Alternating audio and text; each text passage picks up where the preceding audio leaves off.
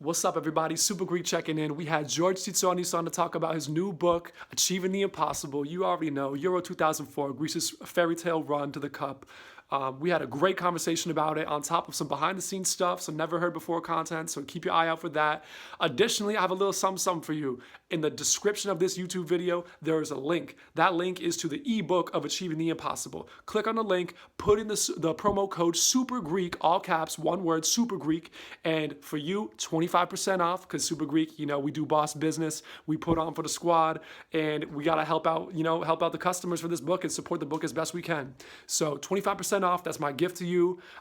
Please continue to like, subscribe, follow us, spread the word, because Super Greek, we're here to stay, we're making moves. So thank you so much and enjoy the content. I'm here with a very special guest, George Tsitsonis.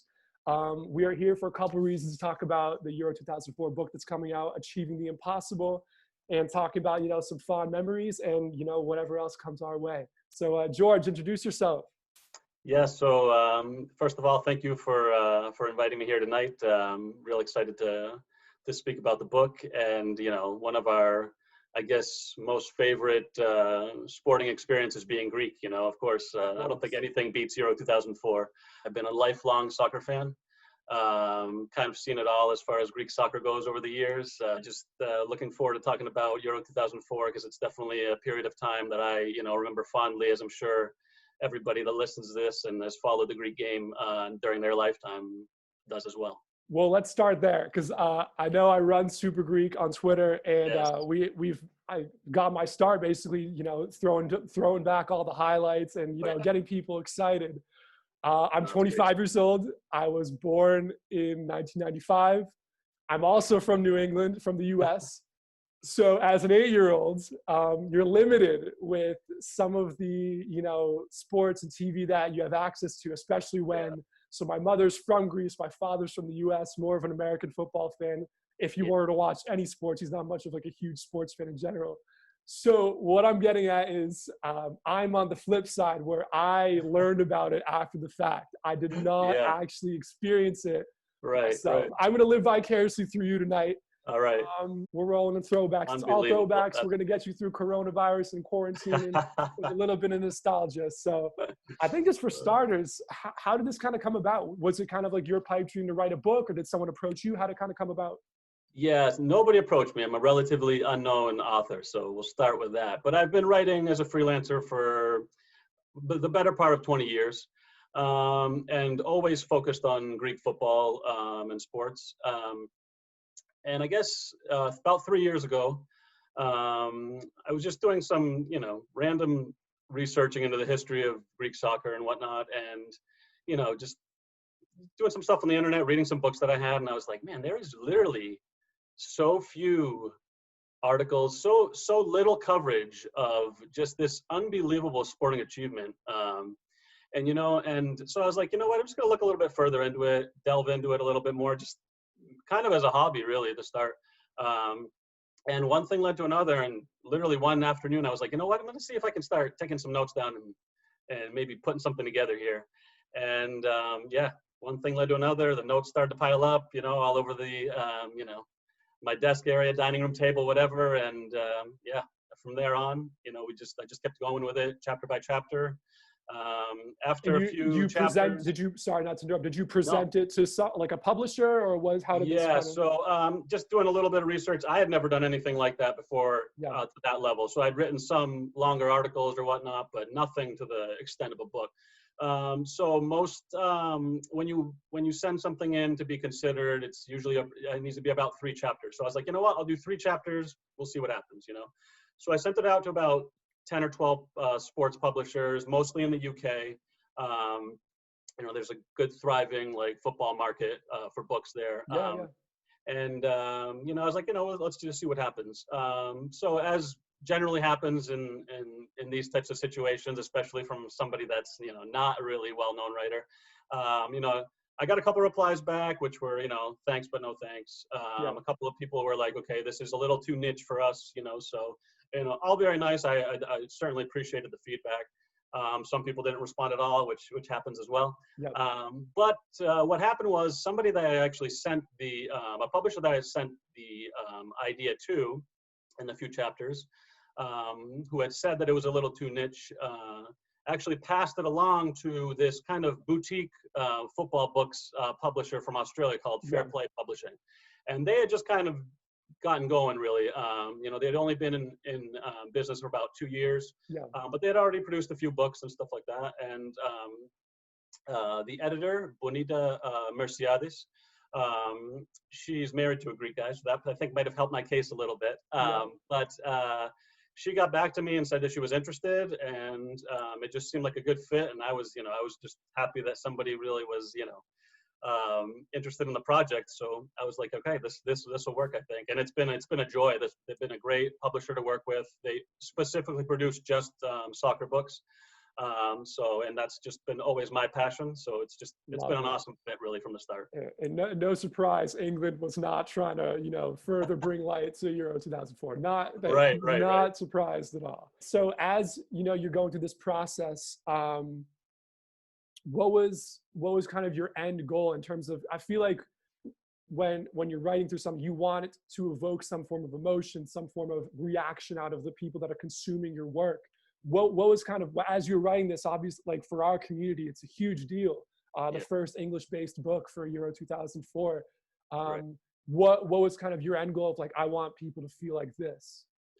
There's a couple different things. One was in the articles that are available in the, with a coverage that you can see about Euro 2004 and Greece's win, it is overwhelmingly negative. It is purely focused on the style of play. And even when you're just focused on the style of play, and I'm not going to sit here and say Greece played free-flowing football and, but I think it's even unfair in the characterization of how they played. If you really watch the games, which I've watched the games many, many times, you will see a team that is certainly robust in defense, focused on that defensive solidity. However, when they get the ball, they're really trying to get forward. They're really trying to spring counterattacks. They're really trying to move the ball quickly up the field and create opportunities. Now, they didn't create tons of chances in a lot of these games. However, if you watch them back, you'll see that they are much more attacking than they're given credit for. Again, absolutely, they're more defensive than, and I'm trying to trying to convince people otherwise. But I think they really got a raw deal. If you look at the coverage of Greece's group stage matches, it's for the most part pretty positive. There's not a lot of talk about dour football and awful sort of style of play. They beat France, and all of a sudden the narrative seems to change. Now they're beating teams that they're supposed to lose to, and major sides are going out of the tournament, and there seems to be a need for an explanation of why this is happening. So it's, of course, they're playing defensive football. But I think it goes a little bit deeper than that, and I was just kind of upset whenever I kind of would see this. It kind of hit a spot in me, and I was just like, I don't like how this is being portrayed. And I guess my goal was, I just wanted to tell the story. I wanted to tell the story of how this team came together, of the process of which it was just a ragtag group of some pretty talented players, but very the sum of their parts. Yes, exactly. Not united. The qualifying campaign before Euro 2004, the team was in a shambles. So I just thought it was just an amazing story of how this German coach, Otto Rehhagel, comes in, brings this group of players together who were very talented. It was just that they were suffering from the issues that plagued Greek football at the time, which was a lot of animosity between the top clubs. And there was not much focus ever on really putting the national team together and, doing something, potentially great. And I think that's exactly what happened. Rehhagel was the guy that was able to do that, and the players responded in kind.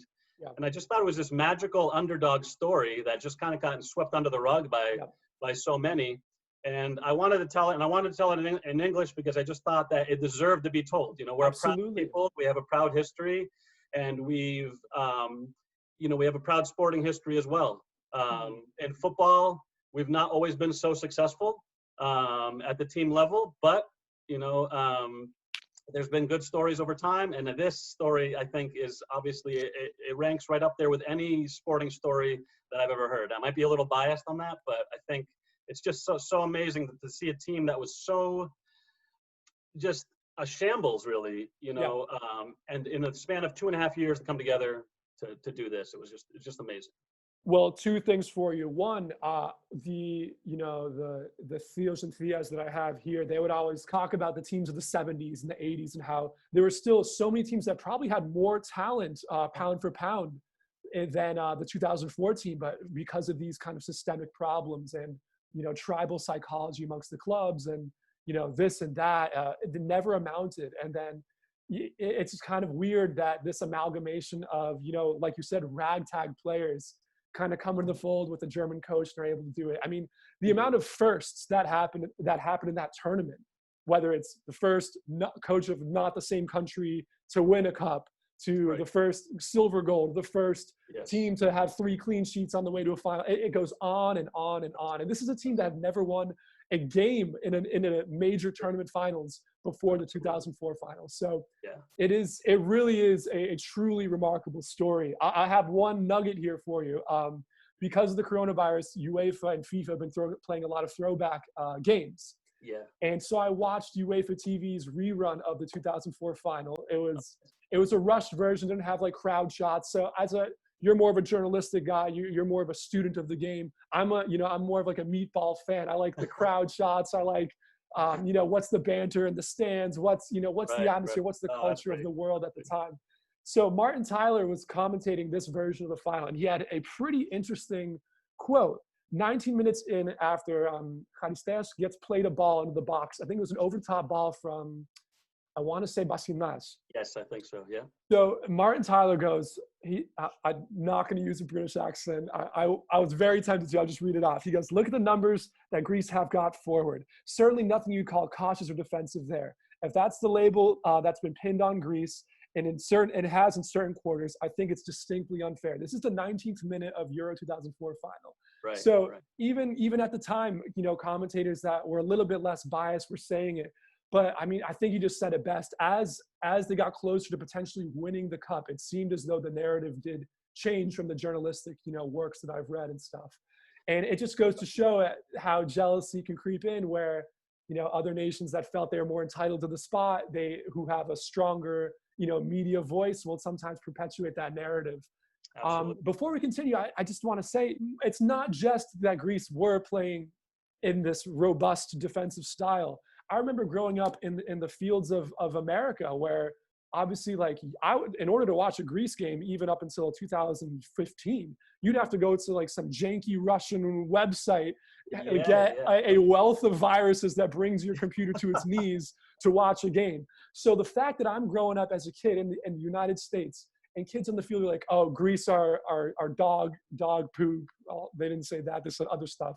We'll keep it PG. We'll keep it PG. Oh, no, I know. I've heard of that. Greece are this, Greece are that. It's like, Malaka, you haven't even watched the game. Like, how do you know how they play? How do you know this? And it comes from that narrative, that stereotype. It's like you have your mindset on what this team is about, and you've never even watched the game. That comes from somewhere. So I think that's so important to bring about, and how stereotypes kind of gets thrown, because I take it personally. I'm a passionate guy. You don't start Super Greek if you don't have a chip on your shoulder, Georgie.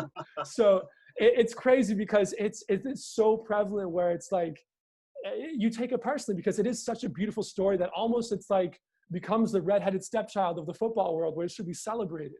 Of course. And I think the thing is that, I mean, it's something that gets perpetuated when it's not necessarily the truth, is what bothers me. It's like, okay, there was definitely times, last 20 minutes of some of these matches, it's back to the wall defending. But who doesn't? How many times do we? Yes. Yeah. We watch so many. We watch Champions League. We watch World Cup matches. We watch Euros. Whatever. We see this every time. A team is holding on to that 1-0 lead, and they're going to do whatever they can, and naturally you come back a little bit. Yeah.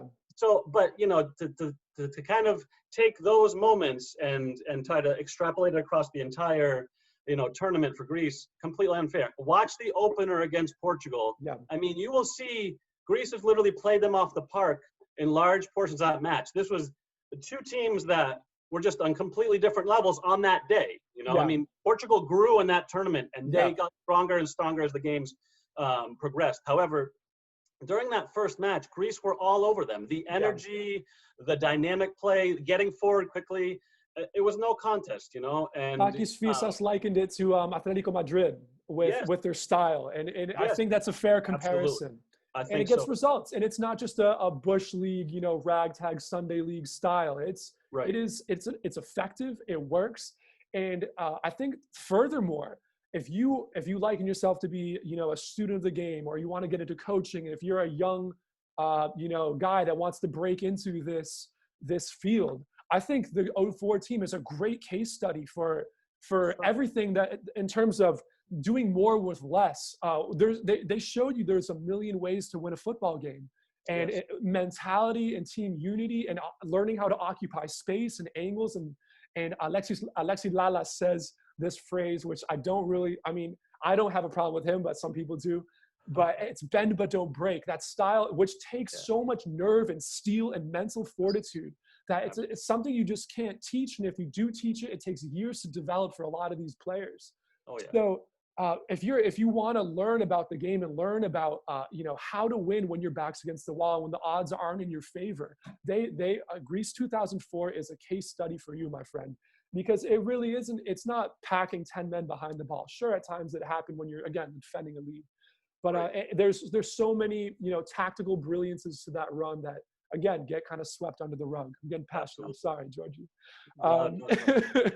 So okay, let's get back to the book for a little bit before we kind of keep going with kind of the tournament. We can even walk our way through. We'll see where this river takes us. Sure. So the interview process, you spoke, you know, I'm assuming over the phone with a lot of these players. Yeah. I mean, what was that like with, you know, talking to these legends, like as if it's nothing? The accessibility must be off the charts in terms of. Yeah, no, you know, it was amazing, you know, and the whole time I'm trying not to stutter and, you know, have my voice break, because these are guys that I grew up like idolizing. But yeah, it was amazing. All the players I spoke with were just, you know, Give us a list. so nice and so good. They were, you know, open, plenty of information, you know. Yeah. I'd asked them, just give me 10, 15 minutes, you know, we're talking for 35 or 40. I mean, they were just, you know, they were great guys. It probably didn't help my case that I was, again, kind of unknown and right into some of these people. And it's like, who is this guy trying to get, you know, information? But I got a really good response. Good. And it was a real joy to speak with them and just to hear, you know, these firsthand accounts. I mean, at one point, listening to Katsouranis talk about what it was like in the bus on the way to the final, you know, it was just, you know, literally like, you know, I don't have any hair on my head, but the one that's on my arms was like, just like all up all over the place. It was just amazing stuff for me to listen to that. And yeah, it was unbelievable. So give us the quick kind of list of guys that you had the chance of speaking with. You don't have to go into huge depth, just, you know, just names. Yeah. So I had pretty long interviews, you know, extensive ones with Stelios Giannakopoulos, Yorgos Karagounis. My favorite. I have 5 of his jerseys. My favorite. Who doesn't love Kara, you know? Yeah. Who else? Kostas Katsouranis was great. Spoke to me for a long time. Fanis Katergianakis, who was, you know, a backup or third string keeper. He gave me some of the best information that, you know, let me stop you right there. When it comes to cup runs, I always am, if I were to kind of look up like kind of interviews and whatnot, I'm always looking for the ones where it's guys that weren't on the field. Yes. It's guys that had the inside scoop and just observed. Those are the best. So I'm not surprised by that at all. Yeah, and Nikos Debizas, who I talked with, and he was so interesting because he was such an integral part of that team in the 10 years leading up to that tournament, and then injury robbed him of a chance really to be on the field during that tournament. He recovered slightly right before the tournament started, but he was not able to play in the first match. Rahagel had no choice then to play Veles and Kapsis, and their performances kept them in the team the entire game, and he never made the field. But the way he spoke and the emotion that he still had, even though he wasn't able to be on the field, it was just amazing to listen to somebody that had lost that opportunity. But at the same time, I remember one line he said was that he's like, when you look across the bench and you see all of you just hanging on for dear life on every single play, you know that that's a team. You know that everybody is playing for each other. And I think that kind of encapsulated for me what this whole team was about. I mean, these guys, that no one person was bigger than the other, and there was some great players. I called them ragtag before, and I didn't mean necessarily to say that they were low in quality. I just meant that they were kind of like not a united side. There was guys, that had achieved a lot. They were playing in Europe. Of course. You know, half this team had experience in Europe, which was a real change from Greek sides of the past. Yeah. But yeah, to listen to somebody like the Bizas talk about that was just, it was eye-opening for me, because we do talk about this team being united, and we think about it sometimes maybe just on the pitch, you know, working for each other, but it was everywhere, you know, it was off the field. I mean, these guys just got along. They were a family. You know, I think I use the word family so often. And you talked about coaching before. I've done some coaching at the high school level and at the youth level. And yeah, I draw so much inspiration from this side, because you have to be a family. If you want to find success, especially when, like you said, you're a team that maybe doesn't have as much talent as other sides, you know? And I think Rahagil as well saw that. He knew that, okay, we're not going to compete with Spain, with France, with, they played the Netherlands a month before the tournament started and lost 4-0. Yep. He made a lot of changes to the side, and they were not as focused defensively as they needed to be. Yep. And that's what would happen, you know? So, so he saw what he had, and he knew that he had to play a certain way. Another, somebody else I interviewed was Yannis Topalidis, the assistant coach, who was a huge part of this side. Yeah. A really close, he became a really close friend with Rahagil, but a really just a great worker. He was basically a translator as well, and he used to translate things to them in more of a Greek way than Rahagil would say, and then the players like that. And he was always talking about how, you know, that made an impact, and it certainly did. And he was just, he'd say, like, we were pragmatists, you know. Yeah. We saw what we had, and we tried to figure out in what ways could we beat this side and this side with the players we had, with the different combinations and slight tactical tweaks. And, you know, but like, I went off a little bit, but. No problem. But these interviews were just absolutely amazing, just to see, you know, what went into really this story, and it was amazing. Yeah. 2 questions for you. One, what was your favorite interview if you had to choose one? And if you have any more nuggets of, you know, things that you had no idea had happened while you were watching as a fan in 2004 that you learned through this process, feel free to share a couple more nuggets. Obviously, we don't want to give away the whole book, but you know, definitely share.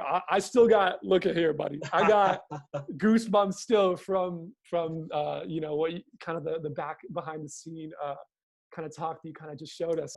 Yeah. So Stelios Giannakopoulos was one of the first interviews I did, and I think that remains probably my favorite. I mean, I was nervous. I don't know if he picked up on it or not. It was kind of like the line was breaking up a little bit here and there, but I mean, he just kept on saying like, "Ore, file, daxi." You know, he made me feel so comfortable.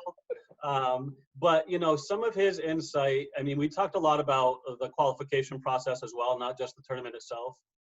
And you know, to hear somebody speak about the step-by-step process that went into building this side, you know, it was just, you know, it was just a bit of sporting history that was being relayed to you by somebody that lived through it, and it was just amazing. So. You know, that was probably my favorite interview of them all. Fanis Katerianakis is probably the nicest man in the world. I mean, he like would apologize if he was getting things to me late or whatnot. I mean, he was just, I'm like, what, please. Humble team as well. Humble team as well. Yeah, definitely. So they were all like unbelievable people to talk to, but those 2 I think stood out for me as some of the best. Awesome. So, go ahead.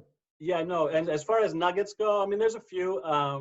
One was this crazy story, and some people might know this. It has been in the media in Greece a little bit. It's been talked about on a couple television shows from the main protagonists. But so Demi Nikolaidis had a pretty bad like back problem, and he was having real trouble getting through some of the training camp before the tournament started. So Rahagil gives them a day off during the training, and he and Kostas Katsouranis, who were quite close, decide to take a trip to Germany. It was about 2.5 to 3 hours away, I think, to go see a specialist. This is when they were in Portugal. This is during their training camp. Yeah, this is just on the eve of Euro 2004, probably about 10 days before the tournament starts. So they go to see this specialist, somebody, believe I'll have to go back and check my notes, but he had worked with the German Olympic teams, and so he was an expert in that area. And so Nikolaidis had called his physio and he had referred him to this guy in Germany. So they were about 2.5 hours from this place, and they drove that night without anybody knowing to go see this guy. So he ends up giving him quite a few shots, some injections into his back, and and then they get lost on the way home. They end up getting pulled over by Border Patrol. They have no papers with them or anything. Yeah. They're having to call the hotel back in Switzerland to verify who they are. They eventually get let go. And Katsoanis then talks about how they get back to the hotel and Rahagel is literally in the lobby at like midnight. They had a curfew or whatever that they were well past by this point. And they had to basically sneak in without him knowing. And he was unaware of anything that happened, I guess, until well after the tournament. So that was an unbelievable, just cool story to hear, about something that I couldn't even visualize anything like that happening now with all the rules and things that are in place. Yeah. Well, the craziest part is these police officers at the border are like, who are you guys? It's like the guy's about to win Euro 2004. That's so funny. That was really eye-opening for me. I was like, oh my God, this is just the craziest, most bizarre story. But yeah. Unbelievable. So let's transition a little bit from away from the journalistic, and for now at least, let's go back to kind of 2004, a fan of it, of everything that's kind of transpiring. Who is your favorite player? And then who is the unsung hero? So favorite player and unsung hero from kind of this run. So I'm pretty comfortable by saying I'm 40 years old. So I was about 25 when the tournament went on. I look older than I am, I guess. No. But yeah. So during that tournament, I was actually I was the unsung player, I'd say, because I loved all these guys. Yeah. But the unsung player, I'll start with unsung, I guess. There's probably two of them. Dabizis, who I talked about, who was a really big name. But the fact that he was so willing to take the role that he was kind of thrust into, of being on the substitute bench, about not being able to make the field, to me, those types of things are so important to keep that unity together. Makes or breaks the tournament. Yeah. Makes or breaks the tournament. You have a big name like that is creating a fuss. Why am I not in? Yada, yada, yada. Absolutely. Next thing We've seen so many examples in the past of teams falling apart, with situations like that.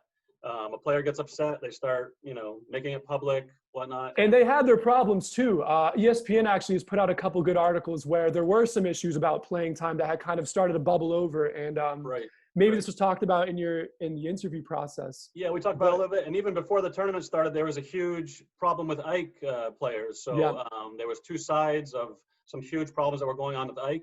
They kind of pitted Chartas against Nikolaidis. And that was a big issue going into the tournament. But essentially, both players had to be talked to before the tournament started, because there was a real worry that they were going to carry over. I mean, this was public. There was quotes in the press from Chartas, just kind of talking about how he wouldn't know how he would be able to play in this tournament, if Nikolaidis was on the team. There was big problems there. And again, we see the club issues creep into the national team. Once again, however, this time there was such a good structure around the team. There was all the right vibes from everybody else that it kind of just squashed it. And Chartas, to his credit, did not make it an issue. And the same with Nikolaidis. They were together, and there's a point in the book where I talk about how like Chartas ends up talking to him when they're both warming up at one point. And it kind of just breaks the ice, and it just shows that they were not willing to put whatever issue they had between them above the team. So but back to Dabizis, I think the role he played, just absolutely like unbelievable that he would just take that on. This was a Premier League defender, probably one of the biggest names in the squad. The other unsung hero, I think, that probably doesn't get enough credit is Michalis Kapsis, the center back next to great choice. Velas. This guy is as humble as they come anyway, from all of the research and all of the people I've talked to. And he plays like that, but he's just a fierce warrior. And you see him battling, 6'7" Jan Koller in the semifinal and winning headers. It's just so inspiring I'll watch that over and over again. It's just like, how does he get to that ball, And he's not going to be the guy that's sitting there, with a big team talk or anything like that. But he was huge in that tournament, and for me, he was probably on the pitch the biggest unsung hero. Absolutely. As far as my favorite player goes, again, I think I'll have to go back to Giannakopoulos. He was so dynamic, and I think in so many games that he came on as a sub, he just changed the match. And he scored a crucial goal in qualifying against Spain away, which really kind of kickstarted the whole campaign again after opening it up with 2 losses. They won 2 right after, but that game against Spain, if they had lost, we might not be talking right now. Yeah. And in the semifinal against the Czech Republic, he had been injured. He came back again. He just gave them this energy, And in the final, this is one of my favorite moments of the tournament. And it happens just before Charisteas' goal. So I think it's something that, I didn't remember until Butterfly effect. So Portugal had this defender called Manish who was scoring crazy goals in that tournament from long range. Yep. And at one point, Greece lose possession, and there was this like 5 or 6 minute spell where they're just giving Portugal the ball, and it looks like it's just inevitable that Portugal will score. And Manish gets the ball from a mistake, dribbles a little bit, and is about to unleash. And if you watch Giannakopoulos in right before, he comes in and just blocks from out of nowhere. Greece go up the field. We win a corner, and then history happens, But without that play, without Giannakopoulos just kind of buzzing around, always kind of, he had skill for sure. I mean, it was of course. But he just was constantly busy, busy, constantly trying to make something, trying to create something that, and this happened to be on the defensive end, which wasn't his forte. But again, you knew with him and the team that something was going to be happening. Rarely would he be invisible for 90 minutes, Yeah, for sure. And that's such good insight that even, someone that, I like in myself as like a pretty astute fan, I love kind of little nuggets like that. Yeah. That's awesome. More or less as a fan, as this kind of tournament happens, where were you even watching? Were you in Greece? Were you in the US? I know a lot of people were in Greece when this happened. Some even went to Portugal. What was kind of your setup as this kind of, fairy tale unfolded? Yeah, so we have a family restaurant, and we were busy at that time period here in the States. And it's still like my biggest regret that I did not make it to Portugal. I'm so jealous when people are like, oh yeah, I was there and stuff like that. I'm like, oh my God, what that must have felt like. But I will say that even here, even in our little corner of the world, I mean, it was just such a fantastic period of life. I mean, it was brilliant. It really was brilliant. And so I was actually writing for ESPN SoccerNet at the time, it was called, and I was the fan correspondent for Greece. And I might have been the only person that applied, probably, but took me on. And so as I was writing in the early stage of the tournament, very little feedback from people. I mean, it's Greece; they're going to go out early and whatever. But I tell you, like as time went on, emails were coming in like crazy, and it was like the energy surrounding this team just spread everywhere. It spread to me, to my family. I remember watching the final with my grandparents, and we just had a huge crowd of people, and they had never watched a soccer game in their life, And they're literally jumping up in the air. I'll never forget my grandmother. He literally got air as scores. I mean, the house was shaking, and after the game, my girlfriend, who then later became my wife, we're driving through. I live in a rural area, so we're driving with the Greek flag, like through all these little back roads. We get to like this kind of medium-sized, city, and people are like, "What are you doing?" But, I mean, we created our own magic, even though we weren't in the central locations where people are celebrating. But I mean, watching the images on TV that night and the next day from Greece was just, I mean, it was just awe-inspiring. I never thought I would live through something like that, supporting Greece, being Greek, on a soccer level. It just, you couldn't see it happening, really. How lucky is it that, of all, like every minnow team under the sun would dream of something, of just winning a cup. Like they don't care if they win on 4 penalties in a row to get to it. The way Greece did it, where it wasn't just, Joe Schmo or like teams going through a awkward transitional period. These were golden generations that it was the favorites, it was the hosts, it was all. I mean, if you list out the names of the players that Greece Oh, took it's down to get there, unbelievable. it is it even I was reading an interview a while back with Takis Fisas. He was talking about it. And even the journalist was like, even Takis could show like the emotion coming out with just how like in shock he still was 16 years on. That I mean, the France squad, the Spain squad of Raúl, like Oh yeah, it's just world-class players that are going to go down in history. yeah. We're talking about Raúl, we're talking about Zidane, Henri. You look at the Czech Republic, who probably had their greatest side ever. Yeah. Nedved was in the form of his life, Yeah. and a supporting cast like no other, really. They were playing such amazing football at that tournament. You look at the Portugal side, which, again, Ronaldo just coming in.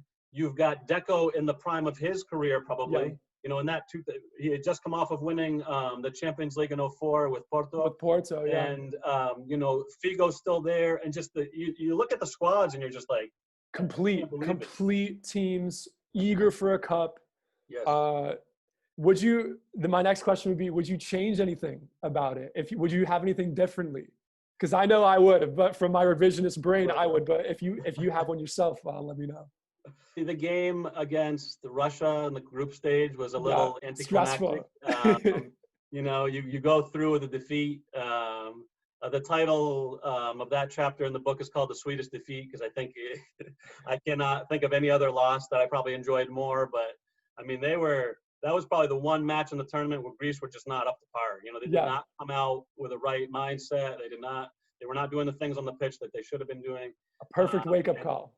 Yeah, absolutely. And we, as someone like you and I know, who watch our beloved Ethniki, they'll need a kick in the pants from time to time, and they got one, and they snapped right out of it and got going. Yeah. And but even that match, I guess, like you said, they learn from it and they go on. They're like, okay, that's not going to happen again. And we're playing France next, so you can't come out like that against France, or else you're not obviously going to even come close to winning that match. So if anything, I would have changed that. But for me, I mean, I lived through a sporting miracle watching that, like millions of other Greeks. And, to be able to write something about it, for me, is just, it's a dream come true. For sure. I wouldn't change too much about it.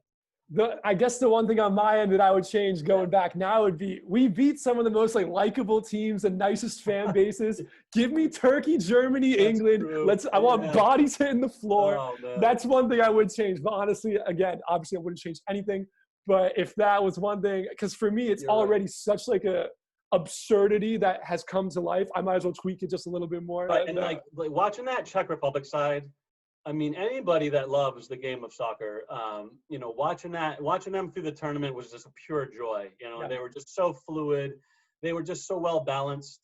And to see a team like that go out was I guess in some very, very small way disappointing. But I mean, you're right. There were some likable sides that had to go, and unfortunately, that had to happen for us to win it. Twist my arm. But what I will say is, if there is one game where we've been out here puffing our chests like, no, Greece deserve this, like yada yada yada. If there's one game where Greeks are like, we're lucky to win that one, especially with Nedved going down earlier on in that game and whatnot. They were very lucky not to concede early, and a couple of times in the second half there, just chances that are literally, you feel like, I think it was Baros at one point, I think Jan Koller as well. Yeah. Two chances that literally the same, almost looked like just a repeat of the same play. A shot from about, 12, 14 yards out that just goes wide. I mean, you're talking about inches. You're like, how is that missing? Yeah. It's fate. It felt like fate. Yeah, absolutely. So. But even then, I will say that, the Czechs were amazing that night too, and probably unlucky not to score. But once extra time came, we just, again, became a different side. We went up another level. Yeah. And again, I think they were scrambling a bit too. It wasn't just the goal we scored. We put them under pressure through that first 15 minutes and had chances. So, you used bend, not break before. It really perfectly talks to this team. There were times where you're like, are they gonna give it up now? And what's gonna happen after that? But they just wouldn't. They literally fought and scrapped for every square inch. Yeah. and it worked out for them. And, we watched so many tournaments, and I don't think Greece was necessarily like a hugely lucky team, but they had their moments in this tournament where they were lucky. Every team needs it. Every team needs that one stroke of luck, here or there to kind of push you over the edge. Every team that has won a cup, their star players will be the first to say, we were fortunate on this moment, because it just happens. There's so many minutes, so many hours of gameplay. It's gonna happen. Yeah, in the group stage match against Russia, I think it was like 86th minute. There's a cross that comes through right across the face of goal, and Kirichenko, the Russian player, I mean, it's like literally this much where he fails to connect. We lose 3-1, we go out, So, there's those moments in tournaments that happen, but I'm convinced, bar maybe a couple teams that have just steamrolled through tournaments, that you'll find these everywhere, if you look hard enough. And, you got to ride your luck a little bit, but for sure. I think it was just a small part of that tournament for Greece. Back to what we were kind of talking about earlier in terms of, Greece being a good case study and showing there's a million ways to win. I remember UEFA TV also had a nice little 40-minute documentary on the tournament. I definitely recommend watching it. Yeah. The Czech players, I think it was Poborský and a couple others were talking about that game, the semifinal game against Greece. And they even said after the 60th, 70th minute, even the doubt was starting to creep in, and they were terrified. They even admitted it. And that just goes to show how much the mental approach and mental fortitude and sports psychology becomes a factor. In Greece, we're mental giants every step of the way. So there's, again, if you have like a piece of a pie chart, so to speak, that kind of divvies up what it takes to win a football game. Greece was like heart, like 60% heart, passion, 30% skill, and some teams have 90% skill and talent doing the job. Right. But all that matters is you get over the edge with what you got, and again, the rest is history, as we say. I agree 100% with that. And I think the match you talked about, the Czech Republic, and the one against France right before it, I mean, it's almost as if you could see these sides be like, okay, we're going to throw this at them, we're going to throw that at them. And as time goes on, it's like, what's going on? The body language of the French players in the last 20 minutes, where Greece was put under pressure, for sure. But the body language, you can almost see that they didn't even believe that they could score against this team. I mean, it was that, you look at them, they're like incredulous sometimes, just looking at each other like, what's happening?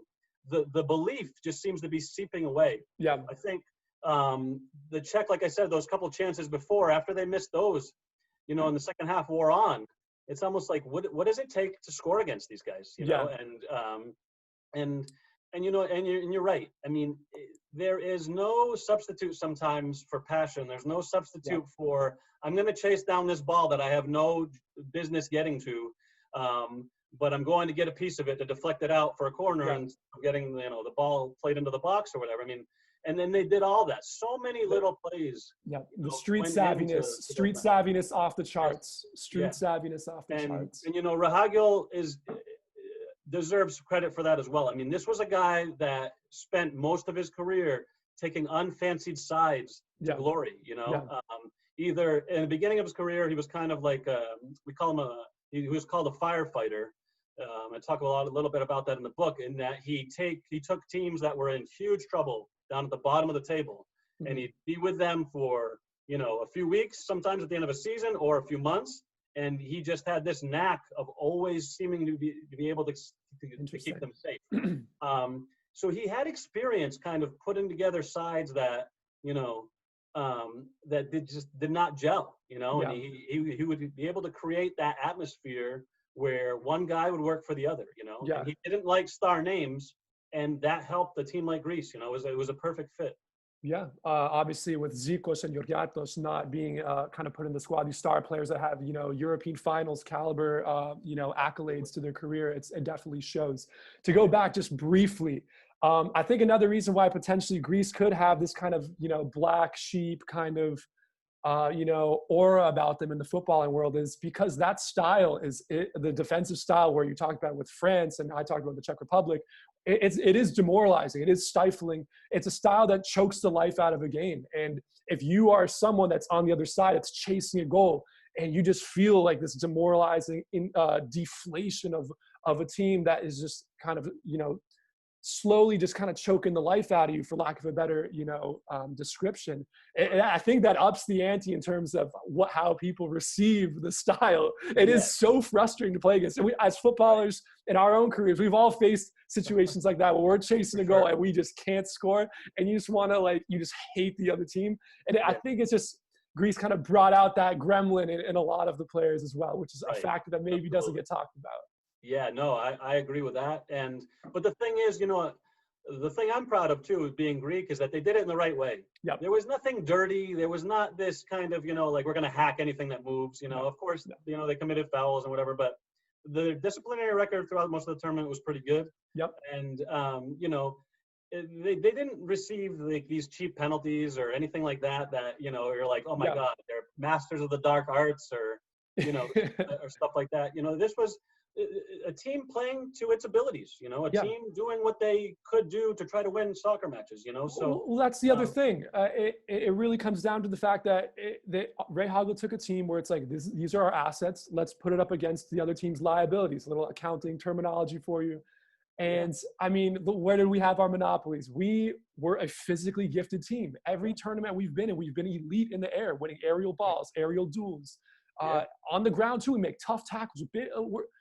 It's an athletic group. It's definitely more, which doesn't play to our trying to crawl out of this cave of a narrative where we're this, regal, rugged caveman style. But we had those. That's where our stronghold lies. Was we were a physically gifted team as well. Yes. And I mean, that's not to mention. I mean, you could look at Zagorakis' assist and Charistes's goal versus France. I mean, that's as classy as it comes, and that's my favorite moment of the tournament. Looking back.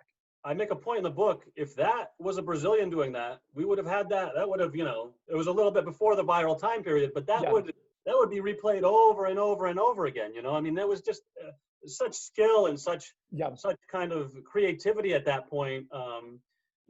If it was Messi or Ronaldo, it would still they loved to show Beckham's free kick against Greece in 2002. Exactly. What a classic moment.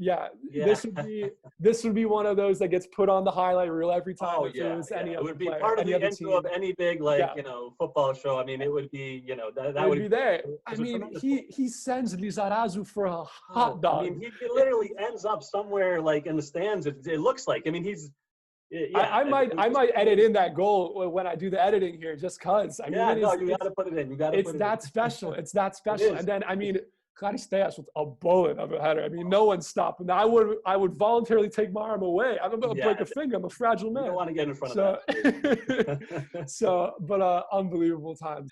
I guess moving on, what would you we kind of talked about a little bit, where more or less from either a cultural sense or a football sense, what it is kind of the lasting legacy that you would want. We know how the rest of the world kind of views it, but what's the legacy that you would want from this team? A couple things. One is certainly, you create a very tough, united side that, it becomes a family, guys that really like to be with each other, people that really want to spend time with each other off the pitch as well.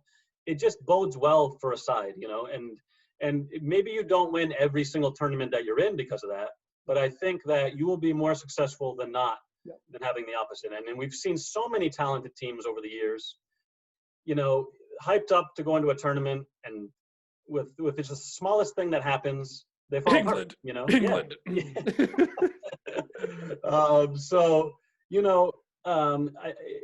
It's just, it always amazes me when I look back on some of these stories and see how close they were, and from where that came from a team that really didn't like each other, where there was cliques, all the time before matches between the different clubs, and how they came together. It's like you said, you've mentioned a couple times, what a case study of a team that, came from virtually, hating each other to wanting to do all they could for each other on and off the field to be successful. It was special. The other thing I think is on a more general level, it shows you what happens when Greeks are organized and united and are all kind of, moving forward in the same direction, what they're capable of achieving. Greece is a small country, but it's never ceased to amaze me, all the achievements, sporting and otherwise, that they've been able to achieve. And this, I think, also lends itself to all the Greeks across the diaspora that, and all the amazing things that they do, and all the positions that they've found themselves in, and the businesses that they've started, and what they've been able to achieve. It's, for me, always been a special thing, and I think this team encapsulates that. What can happen for Greeks, when the infighting and aside, and the politics and things go out the window, and they just work together. It might sound cheesy to some people, but for me, it hits deep, and I think it's so important to see it like that. And I've got 2 kids of my own, and when we talk about this book, it's like, we talk about the football aspects. I'll talk about Zagorakis' goal or whatever, but for me, the lesson is, kind of when you put your mind to something, and you work hard for it, and you have a plan, and you're going to fight for it, you can do it. And that Greek heart means a lot. It beats so hard, and I feel as though we have so much potential as a people, both the ones in Greece and the ones outside. And this was a moment where that potential was reached, when we did something that nobody thought was possible, but except for, this small group of guys that kind of grew into believing that they could do it. So for me, that culturally, I think, that's always been, for me, the biggest lesson from this team, and I've used it, like I said, in my coaching. I've used it just in my life in general. It's like, and I think we've used it before when we look at our parents who have immigrated from another country, or grandparents, and what they've been able to achieve. We take those lessons, we take lessons like this that a sports team gives us from our country, from our parents' land or our grandparents' land, and we use them in our lives going forward to try to do good and be as good as we can be as Greeks and as people. So. Beautifully said. I couldn't agree more. It transcends sport, and that's actually the reason why someone here in the United States, the Major League Soccer, the professional league here, wasn't a thing until a year after I was born. It's very much up and coming and in its infancy, still even to this day, relative to the rest of the world. So for me, my ticket into the soccer world was international football.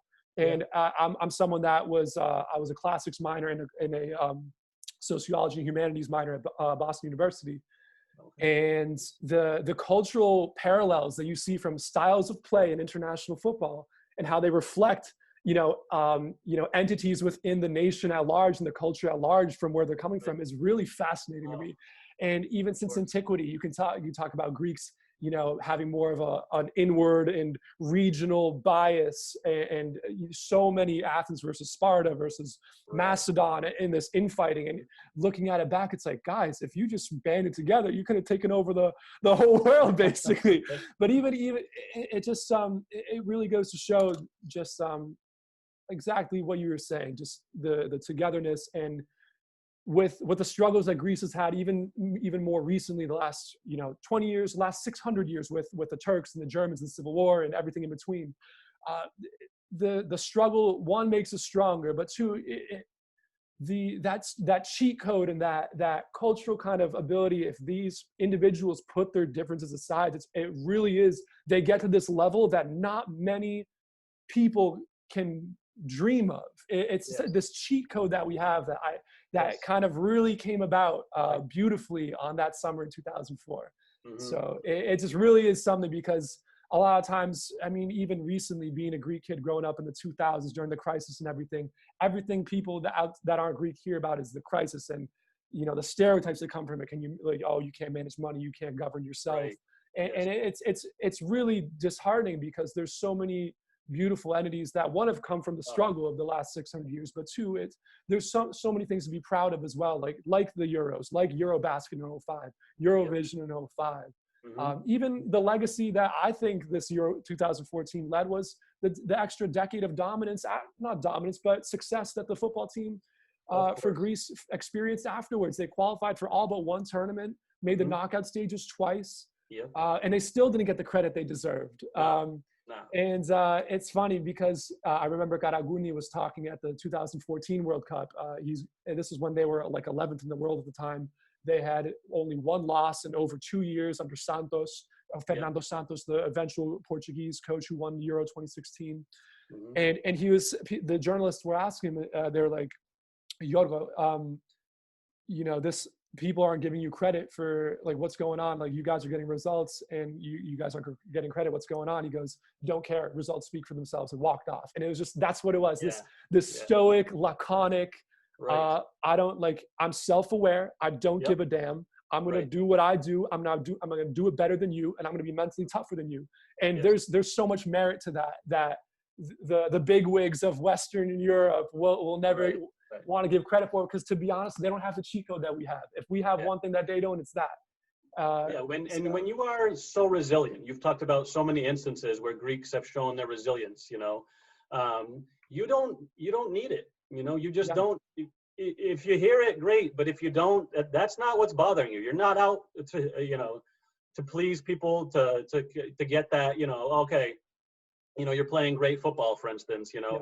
It's nice to hear, but that's not what you're there for. You're there to find success. You're there to battle for something. And when you have that resilience, like you said, built into you, that's what your 600 answer is years going of to be to training. a question like that. I don't. 600 years of training ready for That's that right. moment, and That's you right. could see it unfold. You could see it unfold. Yeah. Unbelievable. It really is. It really is something. I can't even. Looking back now, it's probably a good thing that I wasn't there watching, because I'm a yeller. You could see now I'm getting pumped up. I'm an energetic, like crazy, passionate fan. So for example, like 2014 World Cup, when we played, Greece like farted out a 0-0 draw with Japan. And for me, that was like open heart surgery. I was living and dying with every kick. Yes. I can't imagine being in the 11th hour of the semifinals in Czech. I would have died. I literally would have like died. My soul would have left my body before Delas put that goal in. And I'd be watching from the heavens, be like, oh, that's pretty cool. Whatever. But it's probably a good thing I wasn't there. But I tell you, live to tell the tale now. I'm like you. I'm very emotional during matches. I remember that Absolutely. Japan game for sure. But I think you would have made it through. I think the on my hospital bed. The next one would brought us all through it. So for sure. As you know, we could talk about this for hours. We are running a little long, so I do want to kind of wrap things up. But we will definitely have you back on as Nations League and qualifiers come back on.